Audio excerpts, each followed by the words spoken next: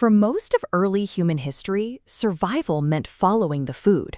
Small family groups relied on passive farming, waiting for seasonal rains to water seeds they scattered. That strategy works perfectly along the Nile, where annual floods arrive on a gentle, predictable schedule.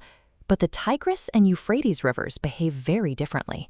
These rivers form a labyrinthine web across the basin, and their flood cycles are volatile. Massive flash floods can strike with zero warning, sweeping away anything built near the banks.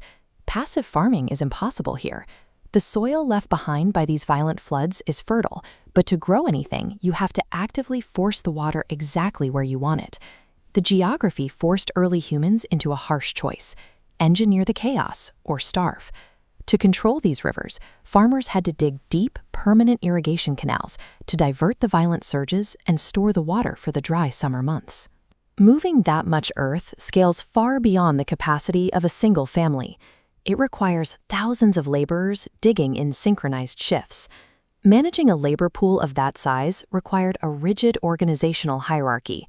This logistical demand created the first city-states, like Eridu and Uruk. Once you have thousands of workers concentrated in one place, secondary systems emerge. Managers directed the labor, guards protected the work sites, and permanent architecture was built to house the growing population. The physical struggle to survive the water birthed urbanization and the concept of continuous historical progress. Uruk's irrigation network worked so well that it created an entirely new crisis.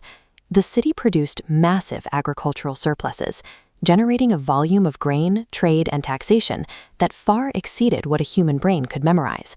These wedged indentations represent a strict administrative accounting technology. Each compartment functions as a data spreadsheet, allowing the city to track specific quantities of grain and livestock. To standardize these accounts, the Sumerians developed a sexagesimal, or base 60, mathematical system. This base 60 system still dictates how we track time in geometry today, defining the 60-minute hour and the 360-degree circle.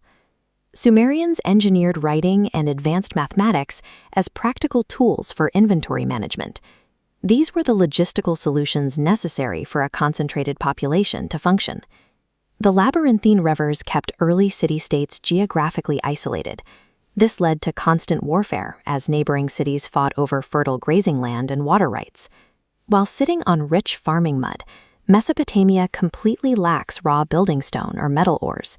Isolated cities remained vulnerable because they couldn't naturally source the materials needed for bronze weapons or large-scale defenses. Around 2334 BC, Sargon of Akkad shifted the strategy. He conquered the independent city-states, bringing them into a single, unified supply chain, the First Empire. Pooling resources across the region allowed for specialized labor, industrial-scale bronze weapon manufacturing, and the introduction of standardized weights and measures. The empire functioned as a logistical solution to the region's severe lack of raw materials.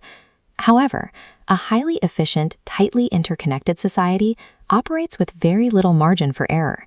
An environmental trigger eventually shattered that efficiency. A massive climate shift reduced rainfall, turning the slow-moving rivers into stagnant vectors for disease and baking the soil into a desert. The collapse was a rapid chain reaction. The central food supply chain snapped, and without grain, the standing army immediately began to starve. Sensing the weakness, the Gudi mountain people swept down into the valley. They easily overwhelmed the starved Akkadian defenses, plunging Mesopotamia into a century-long dark age. When a civilization wires itself tightly together for efficiency, a localized failure can rapidly cascade into total systemic collapse. The Dark Age eventually broke with a Neo-Sumerian rebirth. The rains returned, and the restoration of massive ziggurats demonstrated that centralized state capacity had recovered. A new power soon took control of the region: Babylon. Managing this expanding population required a mechanism of control more pervasive than a standing army. The Code of Hammurabi established a standardized rule set across vast territories.